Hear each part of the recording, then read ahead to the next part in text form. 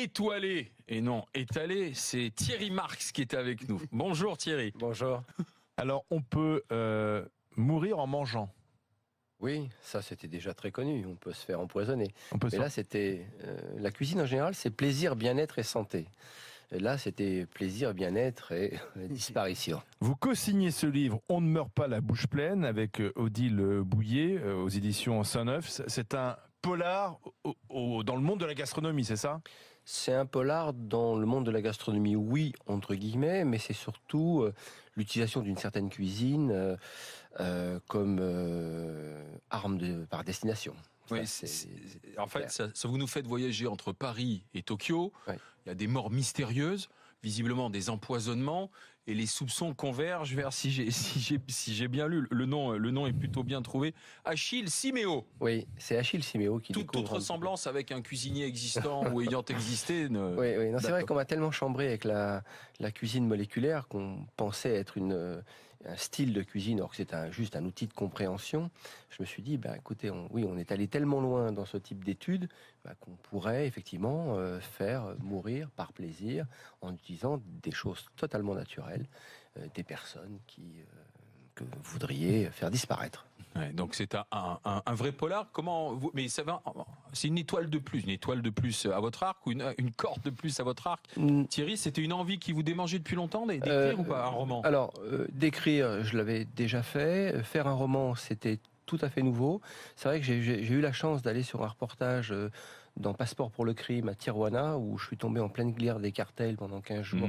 C'était assez terrible et terrifiant, même la façon de faire mourir les gens. Donc je me suis dit, il y a peut-être quand même un autre moyen. Et je me suis inspiré un petit peu de Susskind, qui, avec le parfum, arrivait à faire mourir des gens. Mais vous avez une fascination quand même par le crime, parce que je me souviens quand vous avez reçu ici, dans les Grandes Gueules, au moment où vous aviez fait ces reportages absolument saisissants, et je conseille de les regarder en replay dans les prisons, où vous êtes allé dans des prisons avec des types peu recommandables, leur apprendre à se réinsérer par la cuisine. Là, vous êtes allé à Tijuana, vous avez une fascination pour le sang, pour les mœurs, pour les cadavres. Non, vous avez envie d'en cuisiner, vous êtes cannibale? Non, pas du tout. C'était des expériences, une succession d'expériences. C'est vrai que la détention, le travail en détention, le travail de formation professionnelle en détention, quelque chose qui m'a inspiré très tôt. Et je me suis dit, effectivement, dans une société où on sait enfermer les gens quand ils commettent des fautes, c'est bien, mais il manquait un volet à la réinsertion qui est la formation professionnelle. Donc, effectivement, je me suis intéressé à ce milieu qui est des fois un petit peu volatile et incertain.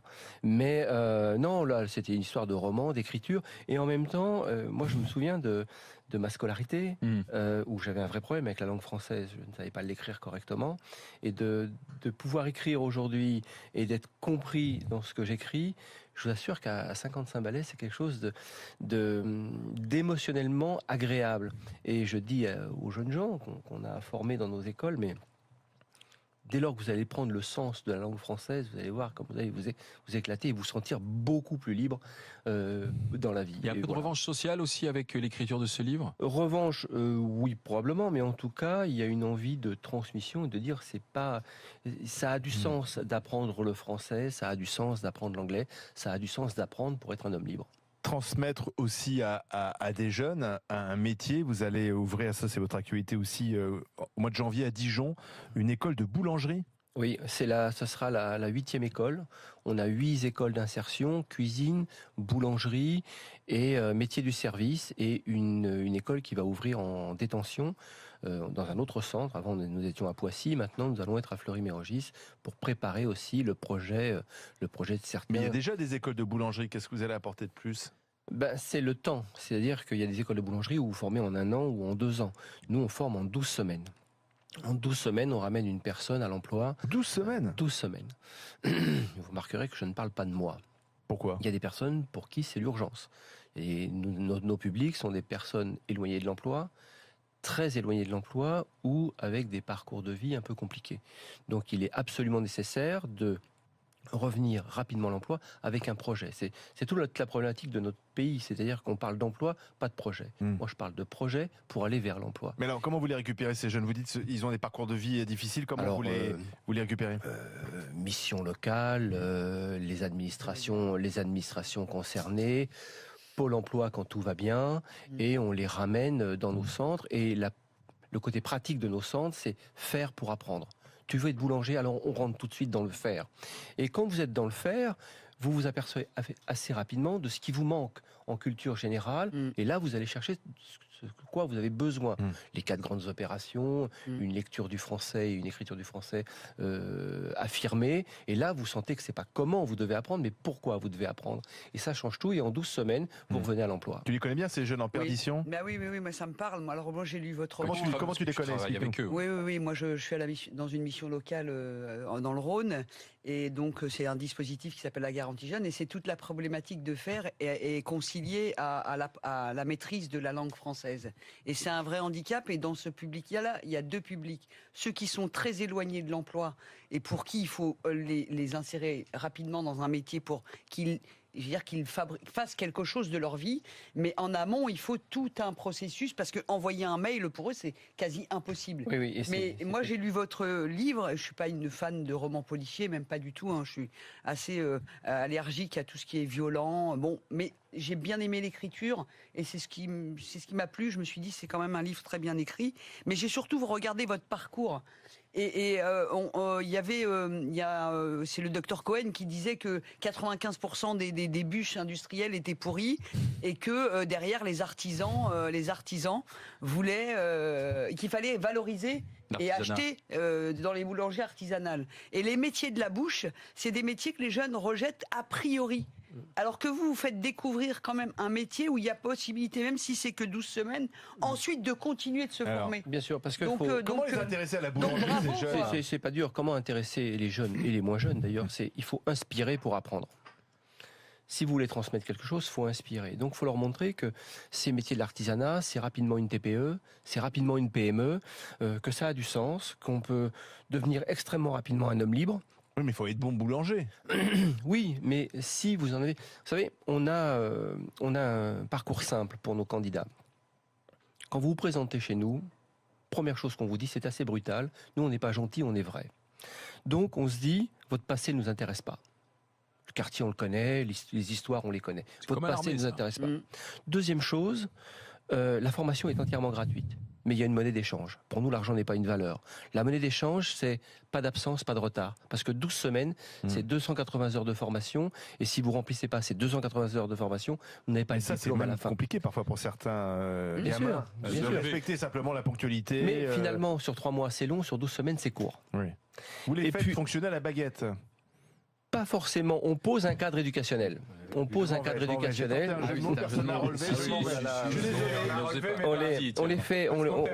On pose un cadre éducationnel qu'on appelle avec beaucoup d'humour, et on peut le dire ici, RER.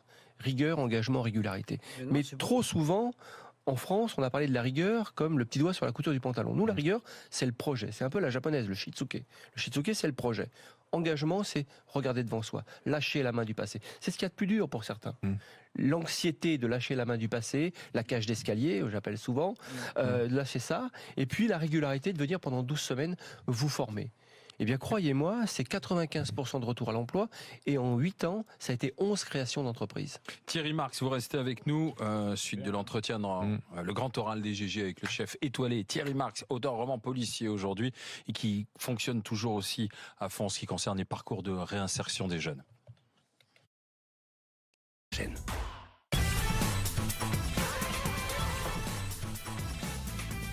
Les GG, les grandes gueules, ça continue. Le grand oral des GG continue surtout avec Thierry Marx, chef étoilé qui est avec nous. 2 étoiles au Michelin toujours, Thierry Marx. La 3e, elle est pour quand? Je sais pas. Les voies du Michelin sont impénétrables. Et là, vous bossez ce week-end de Noël? Oui. Je suis ravi d'être avec mes collaborateurs pour le week-end de Noël. C'est un week-end très sympa. Oui. Très sympa. Et vous faites quoi alors le soir du réveillon? On fait plus grand chose. On a quand même fait déjà pas mal de choses en amont pour que ça se passe bien. Au micro-ondes. Mais de partager le coup de feu du 24 qui est pas le plus gros des coups de feu. Le 25 est beaucoup plus lourd en gestion. Mais moi je suis pourquoi c'est plus lourd en gestion le 25? Parce que le 24 en général c'est une fête de famille et le 25 les brunchs, les choses comme ça arrivent plus dans nos établissements. Faites-nous un peu saliver. Le 24 vous avez prévu quoi? Non, on est très très très très classique. On est sur des Saint-Jacques truffes, on est sur des volailles fermières des Landes, on est sur un foie gras des Landes, on est sur des choses qui sont des référentiels. Vous savez, ce sont des périodes fantasmées par nos clients. Ça sert absolument à rien d'aller chercher de l'innovation à tout prix. Il faut forcément du canard. Il faut forcément du canard, il faut forcément de belles volailles, il faut forcément de beaux coquillages. Et quand on n'a pas des fois le porte-monnaie pour ce type de produit, on peut aussi aller vers de beaux produits, la lisette du boulonnais, les petits maquereaux, les choses comme ça qui sont bien préparées, des choses extrêmement intéressantes. Et en dessert? Et en dessert, on est sur la traditionnelle bûche, marron glacé et vanille. Oui, mais alors Zora a un peu défloré le sujet. On a quand même un souci avec les bûches de Noël industrielles. Mais elle n'a pas défloré, elle a bien fait d'en parler. Il y a une vraie bûche industrielle, il y a même de vrais faux artisans qui vous vendent de vraies bûches industrielles. Ça, c'est dommageable pour le métier. Donc, il faut effectivement défendre le fait maison. En même temps, c'est pas cher, ces bûches industrielles. C'est pas cher, c'est trop cher. Le pas cher est trop cher. Vous le payez 3 fois. Quand vous achetez une bûche pas chère, vous l'avez à payer une fois à la caisse, une fois à la sécurité sociale pour faire rembourser sur vos feuilles de maladie, et une fois avec vos impôts pour aller nettoyer les plages de Bretagne qui sont pourries d'intrants chimiques. Ça, c'est la réalité d'une bûche industrielle. Donc aujourd'hui, il faut défendre l'artisanat, il faut aussi que le consommateur soit militant, que le consommateur soit capable de lire une étiquette. Quand il y a plus de 5 produits sur une bûche de Noël, il y en a au moins 3 en trop. Il y en a au moins 3 en trop. Il y a quoi comme produit dans une bonne bûche? Il y a des texturants, il y a des produits qui sont sursucrés, vous avez des glucoses atomisés qui vous servent absolument à rien et qui protègent pas votre santé, etc., etc. Voilà. Et surtout, vous avez des arômes artificiels qui trompent votre connaissance du produit. C'est juste scandaleux, donc ça n'a pas lieu d'être. Il faut défendre le petit producteur, il faut défendre le petit artisan, il faut aussi accepter que l'artisan ne soit pas capable de faire 50 bûches ou 50 variétés de bûches, dire j'en fais une mais elle est top, etc., etc. Mais il faut faire du consommateur militant et être capable de se dire non, il y a plus de 5 produits sur cette étiquette, il y en a au moins 3 qui me servent à rien. D'accord avec ça, Jimmy Mohamed, le médecin? Oui, alors je suis un peu pondéré sur vos propos parce que malgré tout, la réalité économique fait que parfois, on sait très bien que quand on achète une bûche à 7 €, on sait ce qu'on mange, on sait que ce ne sera pas une bûche de qualité et que faire l'impasse sur une bûche, si tout au long de l'année on mange mal, c'est pas en mangeant bien une bûche qu'on va finalement être en bonne santé. Donc l'argument de la sécurité sociale, je peux l'accepter si on fait attention toute l'année, qu'on fait attention à ce qu'on boit, à ce qu'on fume, à ce qu'on respire. Donc c'est une démarche un peu sur long terme. Un autre point où je suis embêté, c'est que je vous aime beaucoup, mais ma femme vous aime encore plus. Et je suis très embêté parce qu'elle a, je vais pas dire plus de respect pour le métier de chef cuisinier que pour mon métier de médecin. C'est un peu frustrant pour moi. Je me dis, je sauve des vies tous les jours, je fais d'incroyables choses que tout le monde m'envie. Et pourtant, faire de la cuisine, ce n'est finalement, sans vous manquer de respect, que faire à manger. Comment expliquer le fait qu'on ne soit passé d'être cuisinier, on a l'impression que c'était un parcours d'échec et qu'on mettait un peu les mauvais élèves en cuisine, à maintenant finalement un parcours d'excellence. Comment expliquer cette transition? Est-ce que c'est finalement toutes ces émissions ou c'était juste un start-up? Comment vous expliquez la transition de l'excellence? Et je vois en plus des gens qui sont en reconversion, qui ont un métier, qui gagnent correctement leur vie mais qui n'ont pas de sens et qui me disent je vais faire de la cuisine. Comment expliquez-vous qu'on retrouve du sens dans la cuisine? Parce que d'abord c'est le fait de partager avec les autres, c'est partager des émotions. On ne nourrit pas forcément les gens, mais on partage des émotions, c'est du lien social, la cuisine. Et ça fonctionne. Donc c'est quelque chose qui moi aussi me surprend. Effectivement, vous avez parfaitement évoqué cela, mais c'était plutôt un parcours d'échec il y a 20 ans. Et aujourd'hui, c'est un parcours de réussite. Alors, entendons-nous, ça paraît comme ça être un univers merveilleux.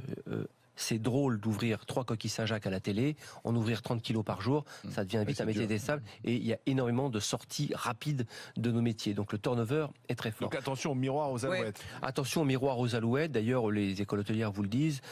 À la rentrée, on a trop d'élèves et 5 ans après, on ne retrouve plus les élèves sur le marché du travail. Parce que mon père travaille dans un restaurant, il commence à 10h du matin, il finit à minuit, il a des tendinites, il travaille avec un genou douloureux, il est fatigué, il n'a pas de repos, donc c'est un métier difficile. Crevant, c'est un peu. Et mon père me dit c'est un métier de chien. Il m'a dit je suis crevé, voilà, j'ai mon dos qui est cassé, il a 60 ans, il en peut plus. Énormément de maladies musculo-squelettiques, vous connaissez. Mais je voudrais revenir sur votre propos sur l'alimentation.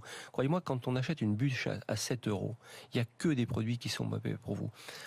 Et c'est pas une économie. C'est-à-dire que vous prenez 3 œufs. Vous voyez, 3 œufs, 3 fois 45 centimes. Vous prenez 125 grammes de farine. Vous prenez un quart de litre de lait et je vous fais un biscuit pour une bûche. Vous voyez? Oui, vu comme ça, fin du débat. Donc, non, il faut faire attention à ça, parce que la cuisine, comme je l'ai évoqué, c'est pas moi qui le dis, c'est Archestrate, c'est l'Antiquité grecque. Plaisir, bien-être et santé. et c'est pas à vous que je vais apprendre ça. Aujourd'hui, il y a une vraie surconsommation du sucre. On parle de 25 kilos par individu, 25 kilos par an et par individu. C'est énorme. Donc tous ces produits sont en surconsommation. Il faut se remettre à faire la cuisine. Alors, il faut savoir ce qu'on mange. Mais j'ai l'impression qu'il y a un mouvement quand même. Alors, c'est pas simple de faire la cuisine parce que tout le monde travaille, les vies sont compliquées. Quand on reste 2 heures dans les transports bloqués en région parisienne, par exemple, c'est compliqué le soir en plus de commencer à se mettre à faire à manger. Mais il y a quand même une réflexion sur l'alimentation. Il y avait les états généraux de l'alimentation, avec d'ailleurs une polémique puisque Nicolas Hulot a boycotté hier le discours. Qu'est-ce que vous en pensez? Est-ce que vous y participez? Est-ce que vous y croyez? Alors, j'y ai participé, j'y crois si ça a une finalité. Si ça a été un effet pour se dire on va faire les états généraux de l'alimentation, si c'est qu'un effet, ça ne servira à rien. Moi, ce qui importe pour moi, c'est qu'à la fin de ces états généraux, la France propose à l'Europe de savoir définir ce qu'est un bon produit. Ça m'intéresse. Ça m'intéresse. Y compris dans mon métier, énormément de mes confrères ne savent pas ce que c'est qu'un bon produit. Alors, c'est quoi un bon produit? Un bon produit, exactement, c'est la bonne question. Qu'est-ce que c'est qu'un bon produit? Quelle est sa responsabilité environnementale et quelle est sa responsabilité sociale? Est-ce qu'on va être capable de faire une échelle de valeur que quand le consommateur achète un produit, il puisse vérifier la valeur environnementale et la valeur sociale du produit? Peut-on nourrir tout le monde avec de bons produits? On peut Parce qu'on est nourrir de plus en plus nombreux. On va être de plus en plus nombreux. Il va falloir repenser tout le modèle agricole. Énormément de nouveaux métiers vont arriver sur le métier agricole. Il va falloir arrêter avec tous ces remembrements qui ont été faits, mais refaire des parcelles. Il va falloir apprendre à gérer l'eau et à gérer la consommation. Et à redonner du sens. Le problème, c'est que ça ne s'est pas posé avant. Avant, il y en avait suffisamment, on avait peur qu'il n'y en ait pas assez. Oui. Maintenant, il y en a trop. Et on a 2 problèmes. On continue sur la productivité et sur la politique du prix et de la spéculation. Ça fonctionne plus. Et il faut l'accepter au XXIe siècle. Il faut dire, on va faire une échelle de valeur avec une responsabilité sociale et une responsabilité environnementale. Aujourd'hui, si vous voulez acheter du blé correct, vous ne pouvez plus l'acheter dans la Beauce.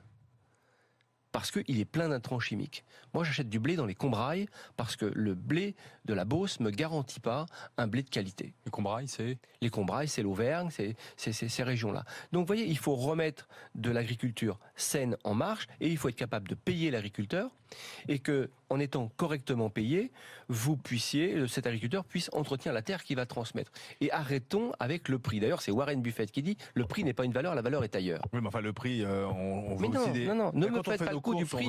Ne me faites pas le coup du prix. Sur les fruits et c'est légumes. ridicule, c'est la pire des choses que vous faites. Ah oui, mais... Et vous entretenez un vieux système qui nous amène chez le médecin. Et ce qui va coûter cher, c'est la santé. Donc il faut reprendre conscience de ça. Donc il faut accepter de payer un peu plus cher, mais on est gagnant au final. Bien sûr. Mais bien sûr. Thierry, qu'est-ce que vous dites aux agriculteurs? Parce que vous les avez, vos fournisseurs. Et vous rencontrez aussi les syndicats agricoles, vous rencontrez ceux qui ont de grandes exploitations. Qu'est-ce que vous leur dites? Tu fais une connerie, arrête, change de modèle. Est-ce qu'ils vous entendent? Ils nous entendent. Aujourd'hui, les agriculteurs sont victimes de ce système. Vous voyez, quand vous regardez le salaire moyen d'un agriculteur, c'est juste scandaleux. Il est victime du système. Donc il faut changer ce système. Il faut le changer progressivement, mais il faut le changer. Aujourd'hui, la seule façon de faire changer les choses, c'est que vous et moi soyons militants. La numérisation des choses peut servir à ça. Vous pouvez avoir une application qui puisse définir ce qu'est un bon produit. Et ça va exister. Et ce qui m'intéresse, c'est comme ça existe et que ça commence à exister, l'industrie agroalimentaire, qui ne sait plus où donner de la tête, qui ne sait plus sourcer un produit, elle vous dit, quand vous voulez lui vendre un produit, elle vous dit, ah non, mais maintenant, quand il y a plus de 5 ingrédients sur un paquet, les gens ne l'achètent plus. Donc il y a des marques aujourd'hui qui vous disent, stop, on veut plus de ce type d'agriculture parce qu'on n'a plus le client en face. Moi, j'adore cette phrase. Donc c'est les clients qui vont faire changer. Mais ça existe l'appli. Il y a déjà des applis. Quelques applis existent à vérifier. Moi, j'en ai une. Mais ce qui est intéressant, c'est moi ce que je garde du XXe siècle, c'est cette phrase de Coluche qui dit il suffirait qu'on ne l'achète plus pour que ça se vende pas. C'est ça qui est intéressant. Oui, c'est vrai. Et aujourd'hui, l'associatif, cette force de l'associatif, fait bouger les choses. Alors, vous êtes un chef étoilé, je le disais. Vous connaissez Sébastien Bras? Oui, très bien. Sébastien Bras, il a rendu ses étoiles au Michelin. Il a eu 3 étoiles au Michelin. Illustre famille, les Bras formidable de restaurateurs étoilés. Il a dit pression trop forte. Moi, les 3 étoiles, j'en veux plus. Vous comprenez ça? Est-ce qu'un jour vous rendrez vos étoiles, vous? Personnellement, je ne le comprends pas, mais je peux comprendre que quelqu'un décide à un moment donné. Vous savez, la famille Sébastien Bras, je connais son papa, Michel Bras, sont des gens formidables. C'est une famille formidable. Ce sont vraiment ce que la France fait de mieux. Ce sont des cuisiniers auteur. Et quand vous êtes auteur, vous êtes libre. Vous êtes libre de dire ça, je l'accepte, ça, je ne l'accepte plus. C'est un choix, c'est pas mon choix, mais je respecte le choix de Sébastien de se dire, moi, je suis un homme libre, je suis un auteur en cuisine. Vous tenez la pression. Ah oui, bien sûr, parce que ce guide Michelin qu'on a tant aimé et tant décrié, et où même le guide Goemio d'ailleurs, ont posé aussi un cadre sur nos métiers. Dans ma profession, il y a 166 000 restaurants. Et il y en a certains qui sont encadrés, je dirais posés dans le cadre du guide Michelin. C'est intéressant. Ça a permis à des cuisiniers d'évoluer, de protéger un patrimoine, etc. Il y a un certain nombre de choses qui sont extrêmement intéressantes dans le guide Michelin. Charles. Comment vous trouvez le temps de faire tout ça? Parce que vous ouvrez des écoles, vous allez dans les prisons, vous gardez vos 2 étoiles au Michelin, vous publiez un polar. Comment vous vous organisez? Qu'est-ce que c'est votre journée type? Le journée type, c'est 5h45 et minuit, quoi. En gros, c'est ça. Ah, vous dormez peu? Je dors peu, oui. Et je commence toujours par une activité sportive le matin. D'abord une activité de méditation, après une activité sportive. Oui, vous méditez, le matin. Oui. Et puis ensuite une activité sportive. Et après, je rentre dans le monde de l'entreprise. Et j'ai une capacité aussi à déléguer très vite. J'ai une ensemble de collaborateurs. Quand vous parlez des écoles, par exemple, il y a une équipe, Véronique et Philippe Carillon, qui gèrent ces écoles et qui les développent. Donc à un moment donné, je délègue. Et j'ai la chance de... Vous savez, le métier d'artisan, c'est assez simple. Savoir-faire, c'est la première partie de votre métier. Il faut apprendre à savoir-faire. Il faut entretenir ce savoir-faire.